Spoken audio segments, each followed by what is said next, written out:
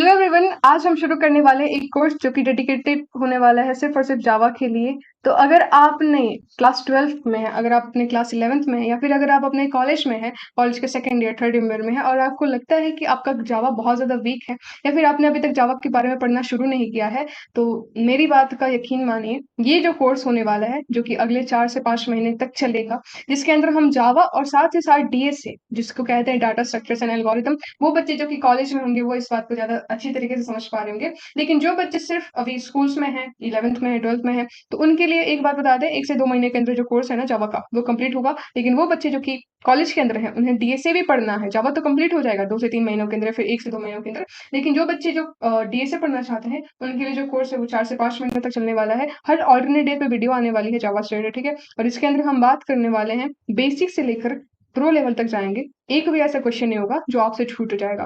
तो बेसिक से शुरुआत करने हैं, इसलिए हम लोग आज सबसे पहले बात करेंगे। कोई भी जब भी कोडिंग लैंग्वेज शुरू होती है तो सबसे पहली चीज जो हम स्कूल्स में पढ़ते हैं, अगर आप कॉलेज में हैं तो भी आपको थोड़ा सा स्कूल में वापस लाया जाएगा। जब भी कोई कोडिंग लैंग्वेज शुरू होती है तो हम सबसे पहले बात करते हैं कि ये जो फ्लो चार्ट्स होते हैं इनके बारे में। अगर सबसे ज्यादा आसान तरीके से अगर मैं बताना चाहूँ कि जो फ्लो चार्ट्स होते हैं वो क्या होते हैं, तो देखिए, अगर हमारे पास कोई भी प्रॉब्लम्स होती है, कोई एक क्वेश्चन दिया जाता है, प्रॉब्लम्स यानी का कोई भी एक क्वेश्चन दिया अगर आपको जाएगा, अगर आप जैसे नॉर्मल समझो, अभी कंप्यूटर के बारे में तो बात ही नहीं करने वाले, अभी तो सिर्फ नॉर्मल समझो कि अगर मान लीजिए आपको सम करवाना है, ठीक है। सम मतलब समझते हो, A+B A+C+D ऐसा कुछ। तो अगर सम करवाना होगा तो हम तो लिख सकते हैं ना कि ए और बी को जोड़ दो, ठीक है। ए और बी को जोड़ दो यानी सम हो जाएगा। तो ये हमारी एक प्रॉब्लम है, ठीक है कि नहीं? ये एक प्रॉब्लम है कि नहीं? ये ए कुछ भी हो सकता है, बी कुछ भी हो सकता है, इन दोनों को जोड़ना है, ये एक प्रॉब्लम है। अगर इस प्रॉब्लम का जो सॉल्यूशन आएगा, अगर मान लीजिए मेरे पास ए की जो वैल्यू है वो 5 है और बी की जो वैल्यू है वो अगर मेरे पास 10 है, तो इन सबको जोड़ के जो मेरे पास सम आएगा वो कितना आएगा? 15 आएगा। तो ये क्या है? Sum is the solution of A and B. तो अगर किसी भी प्रॉब्लम को हम लोग सॉल्यूशन, प्रॉब्लम का जो सॉल्यूशन है उसे अगर हम लोग रिप्रेजेंट करवा रहे हैं एक डायग्राम के फॉर्म में, ये कोई डायग्राम नहीं है, ये बिल्कुल भी डायग्राम नहीं है, इसे हम कहते हैं सूडो कोड। दो चीजें होती है, फ्लो चार्ट और सूडो कोड। सूडो कोड क्या चीज होती है? कोई भी चीज अगर मैंने इसे इस तरीके से लिख दी समझाते वक्त, ठीक है, इंग्लिश में लिख दी, तो वो होती है हमारे पास सूडो कोड। लेकिन उसी चीज को, इस सारी जो चीज मैंने यहाँ पे जो भी सारी चीजें लिखी हैं, अगर मैंने इसे एक डायग्राम के फॉर्म में रिप्रेजेंट करवा दिया तो इस चीज को हम बोल देंगे क्या? फ्लो चार्ट्स बोल देंगे, ठीक है। जैसे अगर आप बायो पढ़े होंगे क्लास 10 तक, अगर 11th में हो, अगर साइंस ले लिया है मैथ्स के साथ, तो आपने शायद ये बायो छोड़ दिया होगा। लेकिन हम बोलते हैं ना कि बायो में जब भी हम पढ़ते हैं तो हम क्या करते हैं, प्रेफर करते हैं कि किसी भी चीज का एक फ्लो चार्ट बना दो, कि दो चीजें थी, यहाँ से ये निकली, यहाँ से ये निकली, फिर एक हमारे पास चीज बन गई।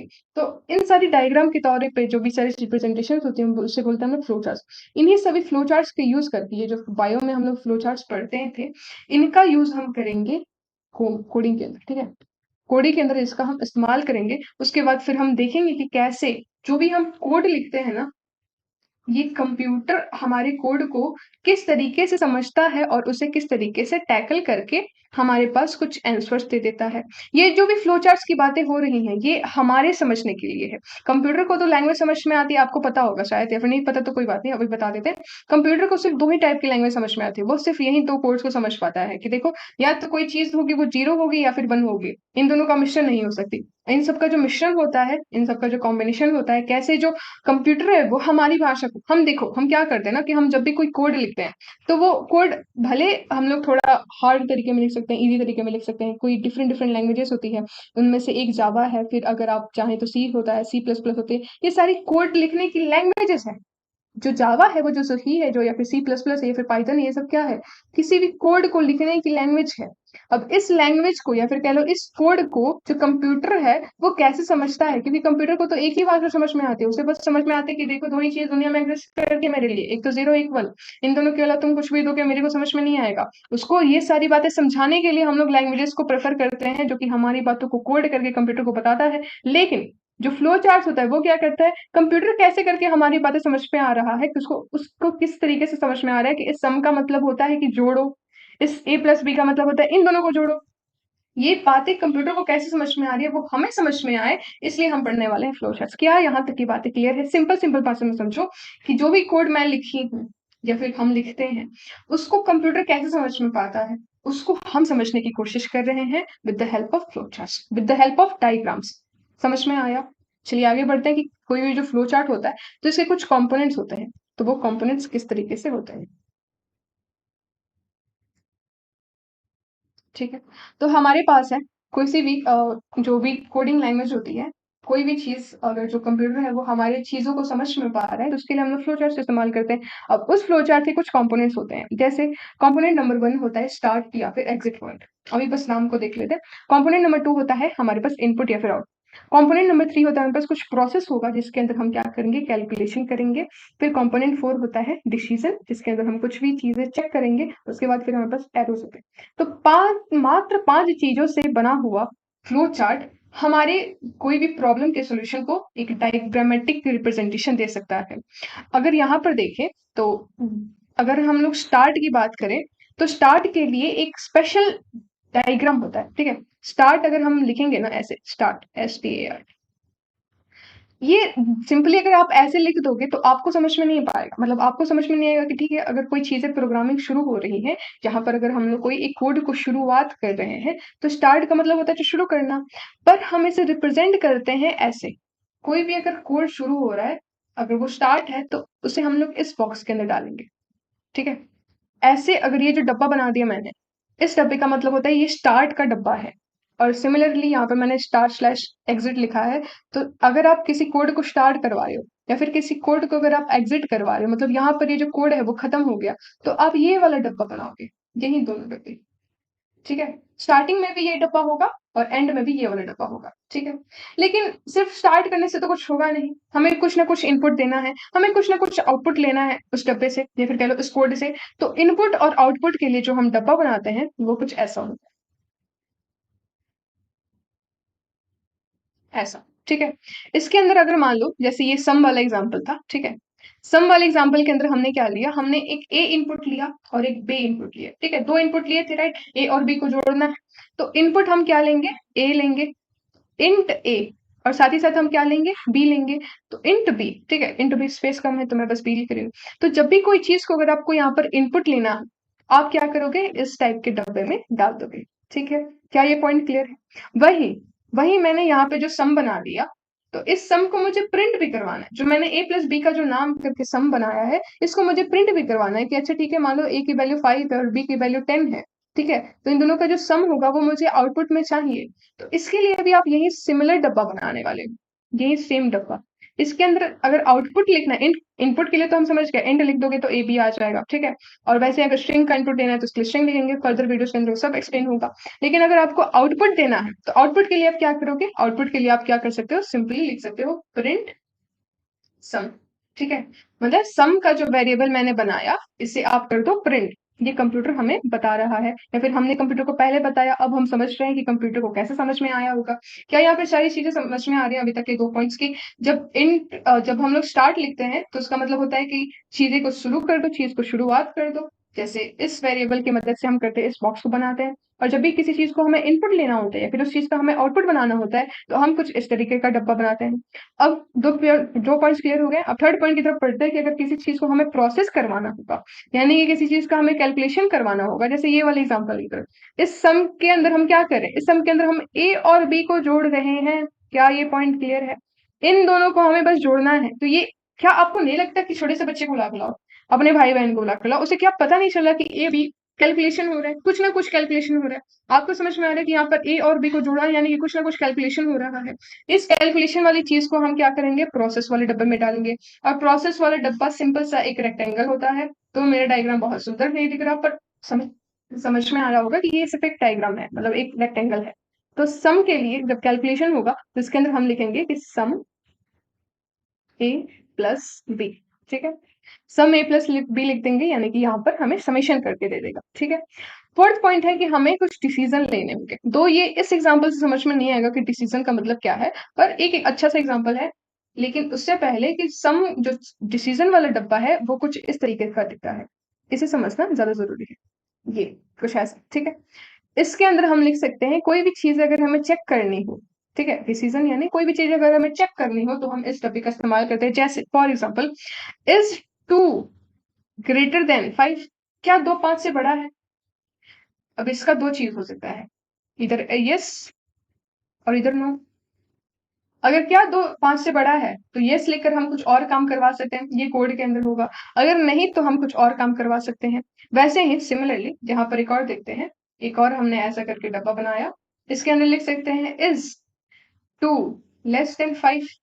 अगर कोई भी चीज़ हमें चेक करवानी हो कि क्या ये चीज़ सही है कि नहीं, तो हम क्या करते हैं, डिसीज़न वाला डब्बा लेते हैं। जैसे अगर आपने अभी तक पढ़ा होगा कभी भी, ज़िंदगी में कभी भी कोडिंग लैंग्वेज पढ़ी होगी 9, 10, 11, 12 कभी भी।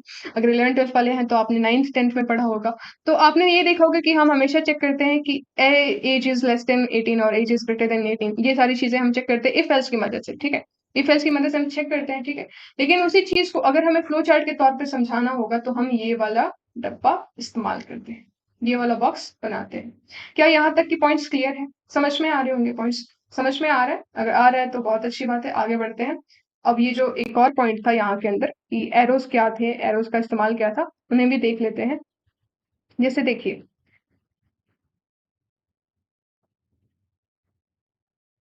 यहाँ पर हम देखेंगे कि एरोज, ठीक है? एरोज का इस्तेमाल कहाँ पर होता है और क्यों होता है? अगर इसका सिंपल सा एग्जांपल देखें तो अगर हमने किसी प्रोग्राम को स्टार्ट करवाया, ठीक है? इसका मतलब होता है स्टार्ट करवाया, उसके बाद फिर हमने कुछ उसके अंदर कुछ इनपुट डाल दिए, ठीक है? इनपुट डाल दिए, फिर उसका कुछ हमने प्रोसेस भी करवा दिया और कुछ हमने डिसीजन चेक करवा लिया, फिर सपोज करो मैं यहाँ पे डिसीजन को स्किप कर रही हूँ। उसके बाद फिर हमने उस प्रोग्राम को एग्जिट करवा दिया, ठीक है?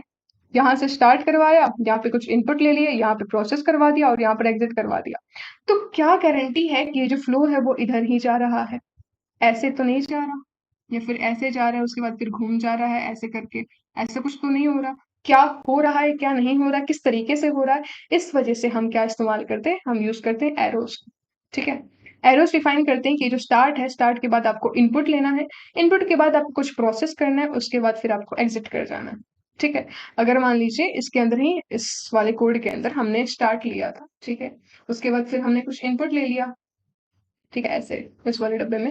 उसके बाद फिर हमने क्या किया, कुछ चीज़ों को प्रिंट करवा दिया या फिर कह लो प्रोसेस करवा दिया। फिर हमने डिसीज़न ले लिया, ठीक है? अब डिसीज़न यहाँ पर कुछ मान लीजिए यहाँ पे मैंने डी लिख दिया। अब डिसीज़न के बाद हो सकता है कि वो कंडीशन सही होगी, इफ एल्स में होता है कुछ, अगर if the condition is true then do something else. अगर कंडीशन ट्रू है तो ये कर दो, अगर नो है तो तुम एग्जिट कर दो, ठीक है? अगर कुछ ऐसा है, एग्जिट, ठीक है? तो इन सारी चीजों में भी हम क्या करें, अगर आपने देखा तो हम एरोज का इस्तेमाल कर रहे हैं। अगर डिसीजन यहाँ पर अगर सही है तो आप ये काम कर दो, इसे हमने कैसे रिप्रेजेंट करवा दिया, एरोज की मदद से। अगर नहीं है तो आप ये काम कर दो, इसे कैसे रिप्रेजेंट करवा दिया, एरो की मदद से। तो इन्हीं सारी चीजों को जब हम लोग कोई डायग्राम बनाते हैं, उसे रिप्रेजेंट करवाते हैं किसकी मदद से, एरोज की मदद से। इन सभी चीजों को मिलाकर जो चीजें बनती हैं, जो चीज बनता है, उसे हम कहते हैं फ्लो चार्ट, ठीक है? क्या यहाँ तक का पॉइंट क्लियर है? समझ में आ रहा होगा। अगर नहीं समझ में आ रहा तो चिंता की वैसे कोई बात है नहीं, क्योंकि एक फंडास, मतलब फंडास में एक बहुत फंटेबुलस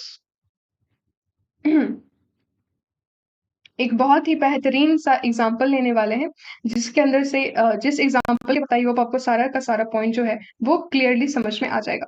तो चलिए शुरू करते हैं इस एग्जाम्पल का।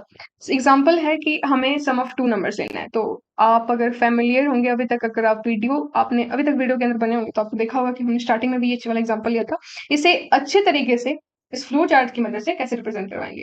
अब फ्लो चार्ट्स तो ठीक है, हमने समझ लिया क्या होता है, लेकिन उससे जाने से पहले एक और पॉइंट ये कि हमारे पास एक और चीज होती है, जिसे बोलते हैं हम लोग सूडो कोड, ठीक है? सूडो कोड, सूडो कोड क्या होता है? सूडो कोड होता है कि जैसे फ्लो चार्ट्स के अंदर तो हम लोग डायग्रामेटिक रिप्रेजेंटेशन करवा रहे हैं ना, सारी चीजों का। सब क्या हो रहा है, फ्लो चार्ट के अंदर हम क्या करवा रहे हैं, डायग्रामेटिक रिप्रेजेंटेशन करवा रहे हैं। कुछ ऐसे करके डायग्राम बना रहे हैं, कुछ ऐसा बना रहे हैं, कुछ ये बना रहे हैं, फिर कुछ ऐसा कुछ करके बना रहे हैं, तो सारी चीजें बना रहे हैं।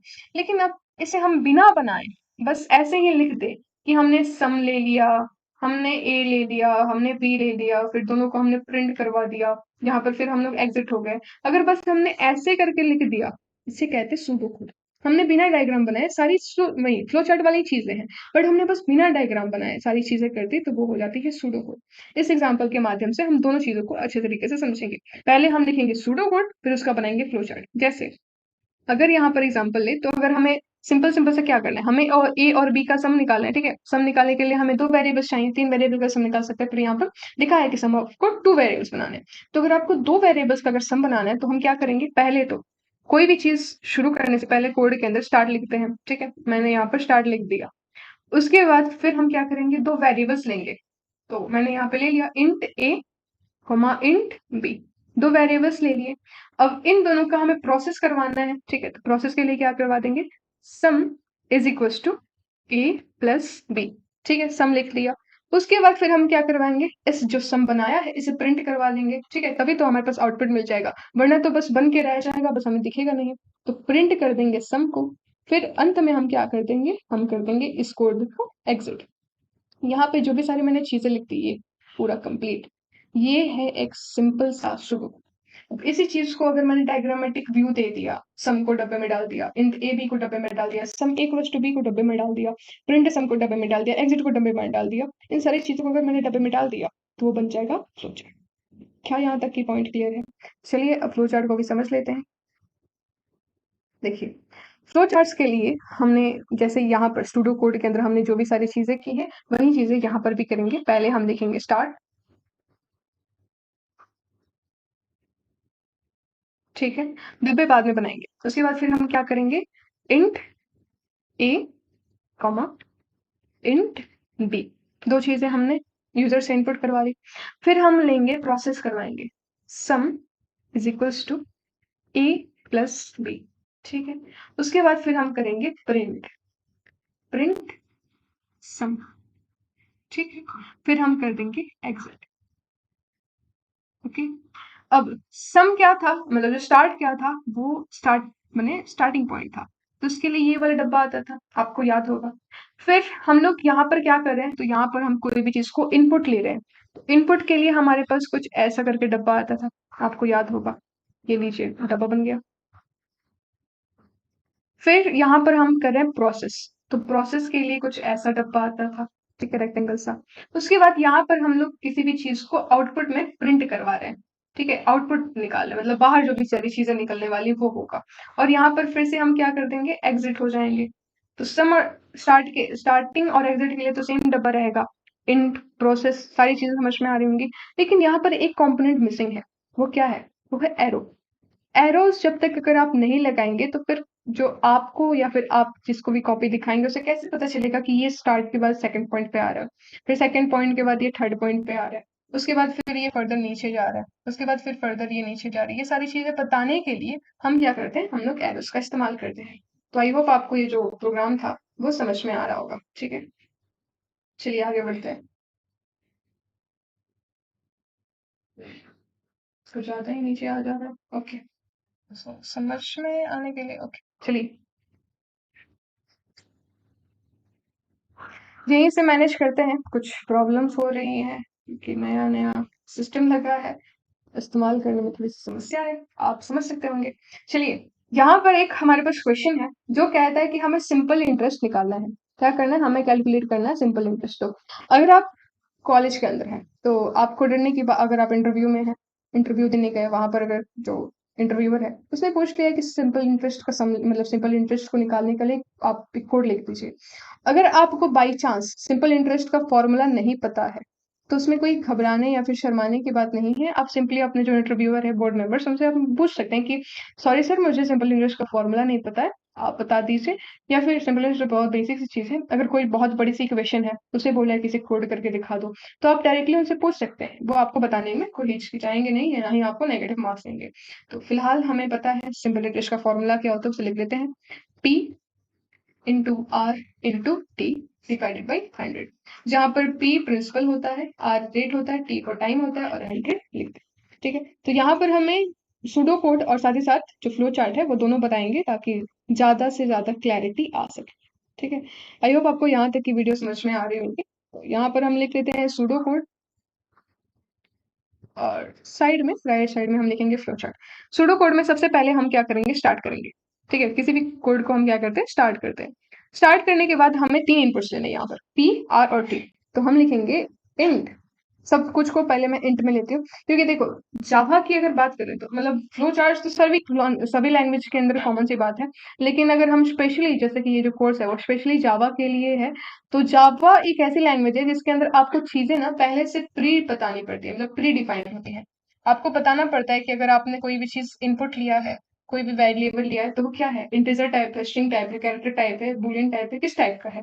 तो यहाँ पर मैं अज्यूम करती हूँ अपनी तरफ से फिलहाल समझाने के लिए कि जो प्रिंसिपल है, जो रेट है, जो टाइम है, वो सब क्या है, वो सब एक इंटीजर वैल्यू है। फ्लोट की वैल्यूज या फिर बूलियन की वैल्यूज के बारे में हम बात नहीं करने वाले हैं। तो यहाँ पर फिर कंटिन्यू करते हैं। तो इंट फिर पी लिखेंगे, पी से समझ में आ जाना चाहिए। तो प्रिंसिपल की बात हो रही है, प्रिंसिपल अमाउंट की।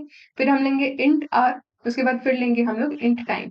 तो यहाँ पे मैंने 3 चीजों को इनपुट करवा लिया। उसके बाद फिर हम क्या करवाएंगे, फिर हम करवाएंगे simple interest find. Simple interest को प्रोसेस करवाएंगे। तो उसके लिए फॉर्मूला है P R T into into and divided by 100। ठीक है, ये फॉर्मूला है। उसके बाद फिर हम क्या करवा देंगे, एग्जिट करवा देंगे। तो कितना सिंपल सा कोड था, राइट। सिंपल इंटरेस्ट फाइंड करने का सबसे सिंपल सा कोड होता है। अब इसे हमने कर लिया। अब इसका एक फ्लो चार्ट भी देख लेते हैं कि फ्लो चार्ट में कैसे करके सारी चीजें वर्क कर रही हैं। यहाँ पर हम करेंगे फ्लो चार्ट। फ्लो चार्ट में भी सिमिलर चीजें हैं। पहले तो स्टार्ट करेंगे, उसके बाद फिर हम क्या करेंगे, इनपुट लेंगे। तो इनपुट में int P, int R and int T. फिर हम प्रोसेस करवाएंगे। प्रोसेस को करवाना है तो सिंपल इंटरेस्ट को किस तरीके से, P into R into T divided by 100। ठीक है, उसके बाद फिर क्या कर देंगे, हम एग्जिट हो जाएंगे। सिंपल सा कोड था। स्टार्टिंग और एग्जिट के लिए कुछ ऐसा डब्बा है। ठीक है, तो पहले इसे बना लेते हैं। फिर इनपुट के लिए कुछ ऐसा डब्बा है। ठीक है, इसके बाद फिर प्रोसेस के लिए कुछ ऐसा सा डब्बा है। अब यहाँ पर एक बात अगर किसी ने नोटिस की होगी, जैसे मैंने कर ली, तो ये है कि हमने एक चीज को मिस कर दिया। किस चीज को, तो हमने प्रिंट करके करवा लिया। ठीक है, हमने प्रिंट करवा लिया, कोई बात नहीं, लेकिन हमने वो नहीं किया। हमने हमने एग्जिट तो करवा दिया प्रोसेस करवाने के बाद, पर हम लोग प्रिंट करवाना भूल गए कि जो आउटपुट है इसे प्रिंट भी करवाते हैं, ये हम लोग भूल गए। यहाँ पर एक और लाइन थी, इसे लिख लेते हैं। ज्यादा प्रॉब्लम तो है नहीं, फिर भी यहाँ पर एक और लाइन होगा कि हमें जो एसआई में वैल्यूज आ गई, इससे हमें प्रिंट भी करवाना है। तो प्रिंट एसआई करेंगे जो कि आउटपुट के अंदर डिफाइन होगा। उसके बाद फिर हम कर देंगे एग्जिट। ठीक है, सो आपको चीजें समझ में आई होंगी। ये वाला प्रोग्राम भी आपको समझ में आएगा कैसे करके हमने फ्लो चार्ट बनाया। ठीक है, चलिए आगे बढ़ते हैं। फर्दर बात करेंगे। थर्ड क्वेश्चन है हमारे पास कि फाइंड मैक्सिमम ऑफ 3 नंबर। माने हमारे पास 3 नंबर्स होंगे, यानी कि 3 वेरिएबल्स ए बी और सी। इनमें से कौन सबसे बड़ा है, इसके बारे में बात होगी। ठीक है, तो थोड़ा सा यहाँ पर स्पेस ज्यादा कंज्यूम होगा। शुरुआत करेंगे। अभी इसके लिए डायरेक्टली हम लोग फ्लो चार्ट लिखेंगे। सूडो कोड आपके ऊपर है, आप लिखेंगे। ठीक है, सिमिलर ही आपको समझ में आया होगा पिछले बार क्वेश्चन के अंदर, और उससे भी पहले समझ में आ गया होगा कैसे करके हम लोग लिख रहे हैं। चलिए शुरू करते हैं। हमें 3 नंबर्स दिए गए हैं जो कि हमने अपनी तरफ से अज्यूम कर लिया कि वो ए बी और सी है, और उनमें से कौन सा बड़ा है इसे हमें दिखाना है। तो सबसे पहले करेंगे हम लोग स्टार्ट, फिर हम लेंगे इनपुट इंट ए, इंट बी और इंट सी। हमने 3 चीजों को इनपुट ले लिया। अब हमें प्रोसेस करवाना है, लेकिन प्रोसेस करवाने से पहले एक चीज ये कि हमें ये भी तो फाइंड करना है ना कि कौन सा सबसे बड़ा है। प्रोसेस तो वही होगा ना जो कि हमें फाइंड करना है। तो हमने इनपुट ले लिया, इसके बाद फिर हम अब यहाँ पर अभी तक हम क्या कर रहे थे, अभी तक हमने इनपुट वेरिएबल मतलब इनपुट वाला जो बॉक्स था उसका इस्तेमाल किया, हमने प्रोसेस किया, पर हमने डिसीजन वाला जो बॉक्स था वो अभी तक इस्तेमाल नहीं किया है। तो इस प्रोग्राम के माध्यम से वो जो बॉक्स है वो भी यहाँ पर यूज होगा। अब यहाँ पर कंडीशन हम रखेंगे कि जैसे कंडीशन हमारी ये है कि इज क्या ए बी से बड़ा है, is B greater than A, या sorry is A greater than B. अगर अब यहाँ पर 2 पॉसिबिलिटीज हो सकती हैं। एक पॉसिबिलिटी होगा कि यस, एक होगा कि नो।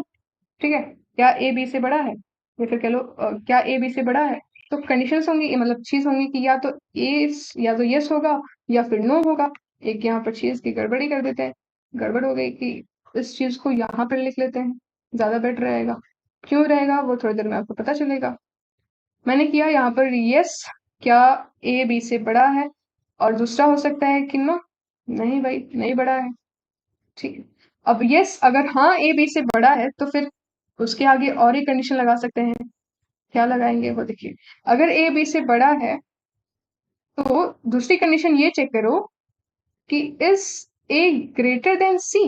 अगर ए बी से बड़ा है, अगर ए बी से बड़ा है तो ये चेक करो कि क्या ए सी से बड़ा है। अगर दोनों से बड़ा है तो सिंपल सी बात है ए ही सबसे बड़ा नंबर है कि नहीं। अगर दोनों की कंडीशन, अगर मान लो ये भी कंडीशन ट्रू हो गई, बोलेगा कि यस, सपोज करो इसने बोल दिया यस, अगर इसने ये बोल दिया तो प्रिंट करवा देंगे कि प्रिंट ए करवा देते हैं, तो जैसे यहाँ पर करवा लेते हैं प्रिंट ए, ठीक है, यहाँ पर बाद में लिखेंगे अगर ए बी से बड़ा है, कंडीशन वन, अगर वो मान लीजिए सपोज करो ये ट्रू हो गई, तो चेक करो कि क्या ए सी से भी बड़ा है, तो चलेगा कि ठीक है, बोले कि या तो यस या तो नो।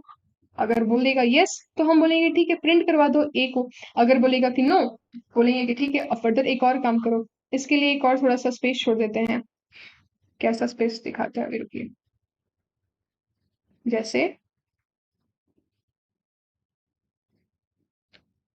अगर ए बी से बड़ा है और ए सी से भी बड़ा है, अगर ये दोनों कंडीशन ट्रू हो गई तो फिर फर्दर हम और आगे जाएंगे। पर यहाँ पर कंडीशन चेक करते हैं कि अगर ए बी से बड़ा नहीं है तो क्या करना है। अगर ए बी से बड़ा नहीं है तो तुम चेक करो कि क्या बी सी से बड़ा है कि नहीं। अगर आप अब यहाँ पर आप बोल सकते हैं कि अगर ठीक है हमने ए बी से बड़ा चेक किया, हमने ए सी से बड़ा चेक किया, तो दोनों को चेक करने हमें पता चल गया कि ठीक है ए बड़ा है। अगर हमने यहाँ पर कंडीशन चेक, यहाँ पर हमने कंडीशन लगा दी कि क्या बी सी से बड़ा है, आपने ये वाला क्यों नहीं किया कि क्या बी ए से बड़ा है, ये वाली कंडीशन आपने क्यों नहीं की। तो इसका सिंपल सा जवाब है कि जब हम लोग यहाँ पर चेक कर रहे हैं कि क्या ए बी से बड़ा है, अगर ये कंडीशन फॉल्स हो गई, यानी कि जाहिर सी बात है ना कि बी जो है वो ए से बड़ा है, यही कंडीशन ट्रू होने वाली है। अगर बी ए से छोटा है तो वो वाली कंडीशन सही हो जाती, तो यानी कि ए बी से छोटा होता, मैंने ए सी से भी बड़ा होता। बात को समझो कि अगर मैंने यहाँ पे एक कंडीशन चेक कर ली कि क्या ए बड़ा है बी से, अगर ये कंडीशन ट्रू हो गई तो तुम आगे बढ़ जाओ, तुम इस वाली लाइन पर आ जाओ, तुम यहाँ पर चेक करो कि क्या ए सी से भी बड़ा है। अगर ए सी से भी बड़ा है तो तुम बता दो कि ए ही सबसे बड़ा है, क्योंकि दो तीन ही वेरिएबल्स है, उनमें से ए बी से भी बड़ा है और ए सी से भी बड़ा है, तो दोनों की कंडीशन ट्रू हो जाएगी, तो यानी कि ए सबसे बड़ा है। अगर यहीं पर अगर जो स्टेटमेंट है अगर वो गलत हो जाए कि ए बी से बड़ा नहीं है, यानी कि जाहिर सी बात है कि बी जो है वो ए से बड़ी होगी, है कि नहीं। अगर बी ए से बड़ी है तो अब चेक करो कि क्या बी सी से भी बड़ी है। अगर बी यहाँ पर सी से बड़ी हो गई, सपोज करो कि अगर मान लो मेरी कंडीशन ट्रू हो गई कि हाँ भाई जो बी है वो सी से बड़ी है, तो तुम प्रिंट करवा दो कि देखो जो बी है वो ए से भी बड़ा है और जो बी है वो सी से भी बड़ा है, यानी कि बी ही सबसे बड़ा वाला नंबर है। लेकिन लेकिन अगर ये वाली कंडीशन मेरी फॉल्स हो गई, अगर मेरी ये वाली कंडीशन फॉल्स हो गई, तो तुम्हारे पास एक ही उपाय बचता है कि तुम ये चेक करो कि तुम चेक मत करो, तुम सिंपल सिंपल से ये कर दो कि ये वाली अगर कंडीशन फॉल्स हो गई, अगर ये वाली कंडीशन फॉल्स हो गई तो हम यहाँ पर प्रिंट करवा देंगे सी, ठीक है। और प्रिंट करवा रहे हैं तो हम यहाँ पर लिखेंगे ये वाला डब्बा। यहाँ पर रुक जाओ, समझाएंगे थोड़ी देर में, बस इस डब्बे को कंप्लीट कर देते हैं। थोड़ा सा प्रॉब्लम आ रहा है डायग्राम ड्रॉ करने में, पर कोई बात नहीं। यहाँ पर हम लिखेंगे print B. Why print B? क्योंकि हमें यहाँ पर दोनों की दोनों कंडीशन ट्रू हो जा रही है कि ए तो बी से बड़ा था, ठीक है, जो ए है वो बी से बड़ा था, अगर वो सच हो गया तो ए सी से भी बड़ा था। अगर अगर अगर ए सी से भी बड़ा था तो कुछ और प्रिंट करवा दो। वो क्या प्रिंट करवाएंगे, वो प्रिंट करवाएंगे कि ए सबसे बड़ा वैल्यू है। अगर यहाँ पर ये कंडीशन फॉल्स हो गई, प्रिंट करवा दो सी। क्यों करवाएंगे, क्योंकि यहाँ पर हमने ये कंडीशन ट्रू कर चेक कर ली कि क्या बी सी से बड़ा है। अगर हाँ तो प्रिंट करवा देंगे बी, यानी कि बी सबसे बड़ा है। अगर नहीं तो प्रिंट करवा देंगे सी, क्योंकि ए अगर बी से बड़ा नहीं है और बी अगर सी से बड़ा नहीं है तो जाहिर सी बात है सबसे बड़ा कौन, सबसे बड़ा सी है। लेकिन अगर कंडीशन फॉल्स होती है तो हम लोग ये वाला काम करते हैं, यहाँ पर लिख दो प्रिंट ए, ठीक है। क्या आपको ये प्रोग्राम समझ में आया कैसे हमने किया। इसका एक, ये तो फ्लो चार्ट था ना, इसका एक एग्जांपल के साथ समझते हैं कि सारी चीजें जिससे समझ में आ जाए। सपोज करो मैंने यहाँ पर कुछ वैल्यूज ले ली कि ए की वैल्यू 5 है और बी की वैल्यू क्या है 10 है और सी की वैल्यू क्या है 15 है, ठीक है। अब इसे हम चेक करेंगे। कंडीशन ये है कि क्या, ठीक है, शुरुआत कहाँ से हो रही है, शुरुआत हमारी ऊपर से हो रही है। तो सबसे पहले आते हैं ऊपर में, यहाँ पर स्टार्टिंग पॉइंट जहां पर हम चेक करने थे कि ये वाला डब्बा होगा बेसिकली। स्टार्टिंग पॉइंट यहाँ पर है। उसके बाद फिर हमने कुछ कुछ इनपुट लिया, हमने तीनों इनपुट ले लिए और मेरी तरफ से मान लो मैंने जो वैल्यूज दी है वो ये है कि ए की वैल्यू 5 है, बी की वैल्यू 10 है और सी की वैल्यू 15 है। अब मैं यहाँ पर सारी कंडीशन चेक करूंगी। सबसे पहली कंडीशन ये है, ठीक है, क्या ए बी से बड़ा है? इसको देखो, क्या ए बी से बड़ा है? तो जाहिर सी बात है यहाँ पर कंडीशन फॉल्स हो जा रही है, तो फिर ये वाली जो लाइन है इसके अंदर ये कोड रन करेगा। ठीक है, ये पहले कंडीशन है, क्या ए बी से बड़ा है? अगर नहीं, जाहिर सी बात है 5 10 से बड़ा कैसे हो सकता है, 5 10 से बड़ा नहीं हो सकता। तो यहाँ पर चेक करेंगे क्या बी बड़ा है सी से, 10 15 से बड़ा है। यहाँ पर भी कंडीशन फॉल्स हो जा रही है। अगर दोनों फॉल्स हो जा रही है तो तुम्हें क्या कर देना है कि प्रिंट कर देना है सी को। ठीक है, हमने सी को प्रिंट करवा दिया कि हाँ भाई देखो, जो 15 है वही सबसे बड़ा है, क्योंकि यहाँ पे दिख रहा है। अगर ए बी से बड़ा नहीं है और बी सी से बड़ा नहीं है, यानी कि जाहिर सी बात है जो सी है वही सबसे बड़ा है। अगर मैंने, ये तो फर्स्ट केस था, तो दूसरे तरीके से एक और एग्जांपल लेते हैं। इसके अंदर ए की वैल्यू 15 है, बी की वैल्यू 7 है और सी की वैल्यू क्या है, 2 है।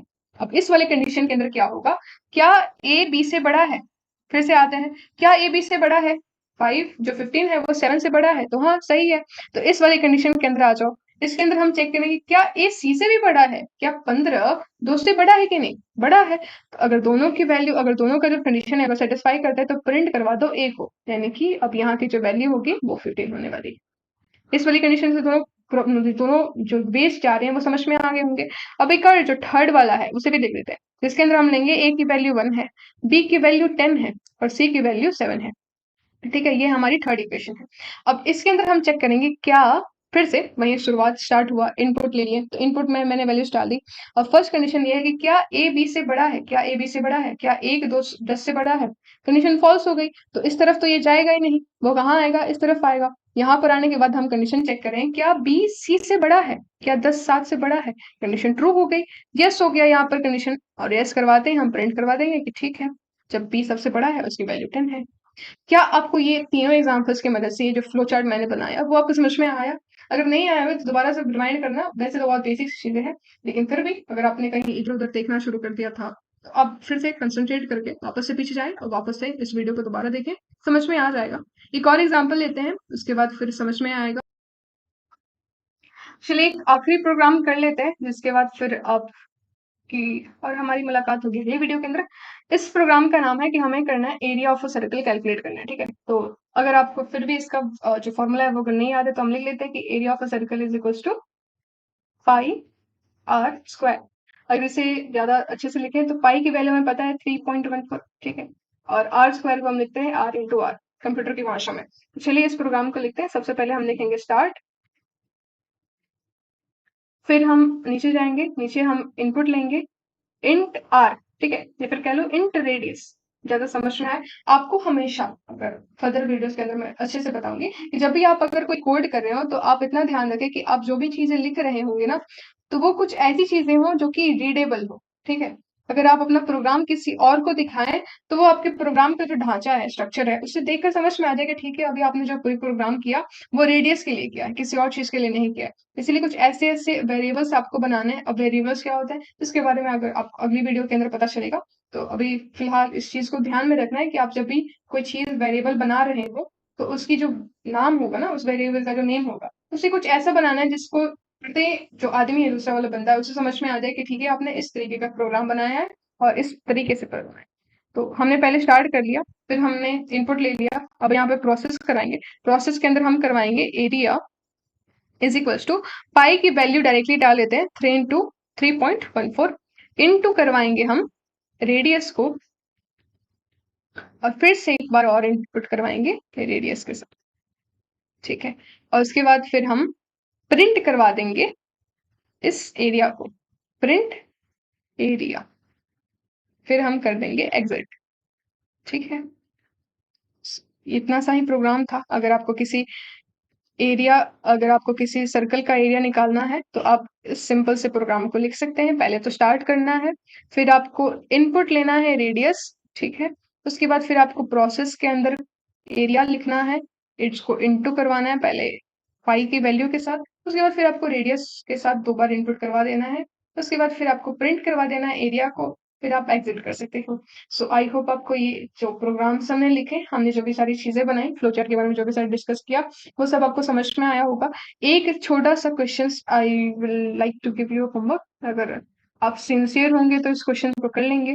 क्वेश्चन ये है कि आपको करना है print sum of n natural numbers.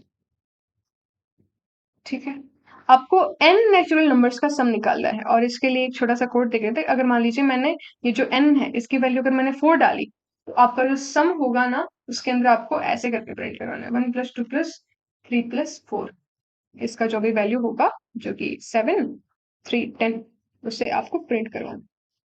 ठीक है, ये छोटा सा प्रोग्राम है। अगर आपने अभी तक की 4 प्रोग्राम्स जो भी हमें 4 to 5 क्वेश्चन जो भी किए, अगर ये पूरी वीडियो अगर आपने देखी होगी, तो आई होप आप इतने ज्यादा काबिल हो गए होंगे इस वीडियोस के बाद कि आप इस क्वेश्चंस को भी आसानी से कर सकते हैं। So thank you for watching this video. मिलते हैं अगले वीडियो के अंदर। Till then keep learning, keep smiling. जय हिंद।